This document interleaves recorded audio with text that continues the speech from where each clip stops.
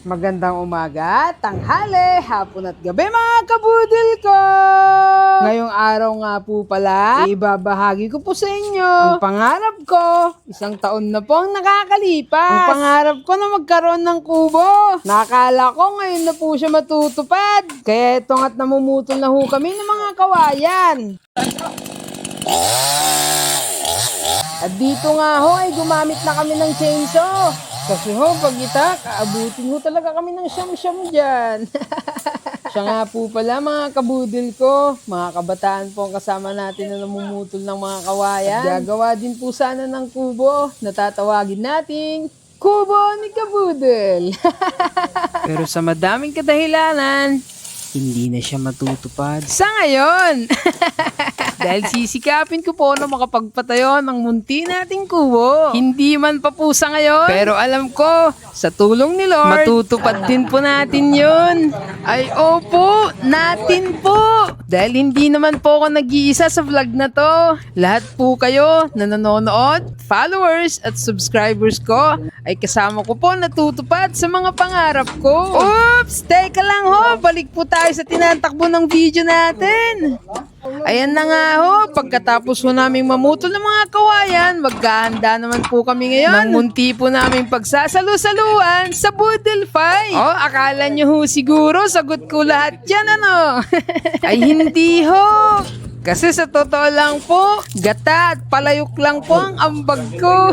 At sila na ho lahat sumagot dyan. Ganun ko nga ho sila kinakabiliban. Sila yung mga kabataan na akala mo puro laro lang ng ML at basketball. Pero bukod doon, may mga katangian sila na hindi nakikita ng karamihan o hindi na-appreciate ba. Yung katangian na may pakikisama, pakikipagtulungan at respeto na hindi ko inaasahan. Alam nyo ho, sa totoo lang, ako lahat dapat magluluto dyan. Pero dahil nga sa kabutihan nila, sila na po ang nagluto sa ibang putahe na pagsasalu-saluhan natin. At ako na lang ho ang nagluto na itong ginataan. Ginataang langka. Eto nga at naghihiwa na ako ng panggigisa at panganghang. At eto pong langka na nakuluan. Atin na pong hahanguin yan. Saka ho natin papatuluan ng tubig at pag lumamig, atin naman pong pipigaan. Opo, kailangan po talaga natin pigaan ng tubig yan. Para po yung purong gata lang yung magiging sabaw niyan. At pagtapos ko nga pong pigain yung isang plangganang langka na yan, ikakalang ko na ho yung palayok natin at saka ko ilalagay na yung dilis na pinatuyo natin. Ay hindi, nabili lang ho namin yan.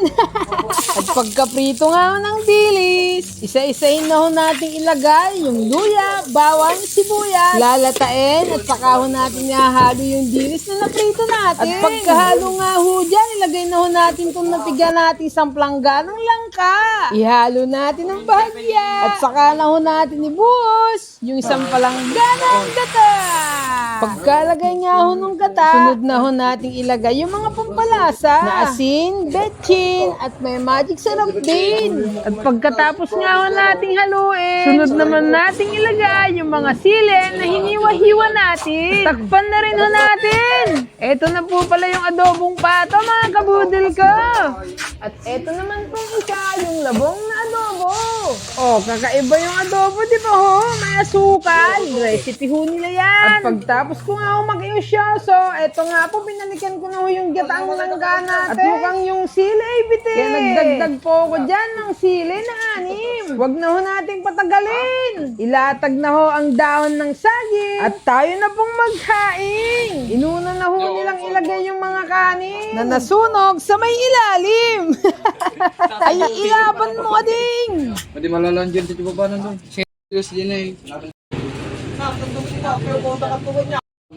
Pagkalapag nga po ng kanin, sa gitna ay hihiwain. At sunod na po nating ilalagay yung langka na niluto natin. At sunod-sunod na nga ho yan. Ilalagay na rin ho itong paton ni adobo na sa sobrang lambot, ay nako, nadurog pati buto.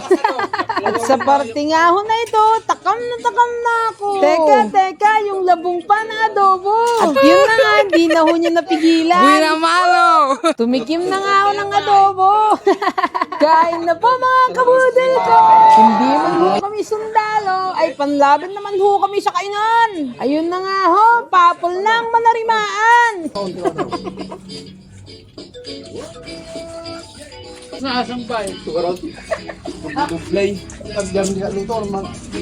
Sa parting ito nga ho, ay sumuko na ako.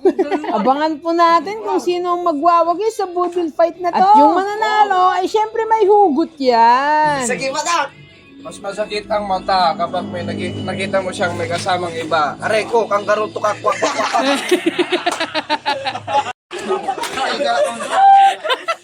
Pag ako kumain, kanin ang aray sa akin. At sa kasipagan nga ng mga kabataan ito, sila na rin ho naghugas ng mga pinaggamitan natin.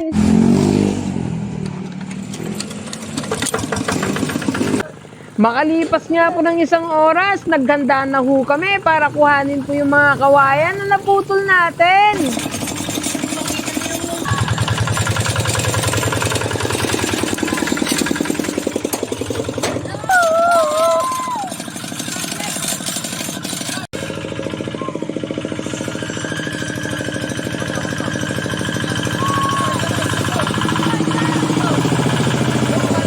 Nakakatuwa talaga pag sumangay ka ng kiliglig, ano? At nandito na nga po kami sa malaparaisong lugar na kung saan ho kami nanguha ng mga kawayan. At tulong-tulong na nga ho kami magbuhat dyan para isa-isahin po namin ilagay sa kuliglig yung mga kawayan. Nayad oh!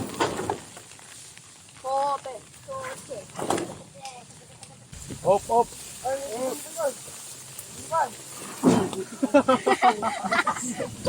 At pagtapos nga po namin mailagay sa kuliglig yung mga kawayan, sunod na po nilang tatalian.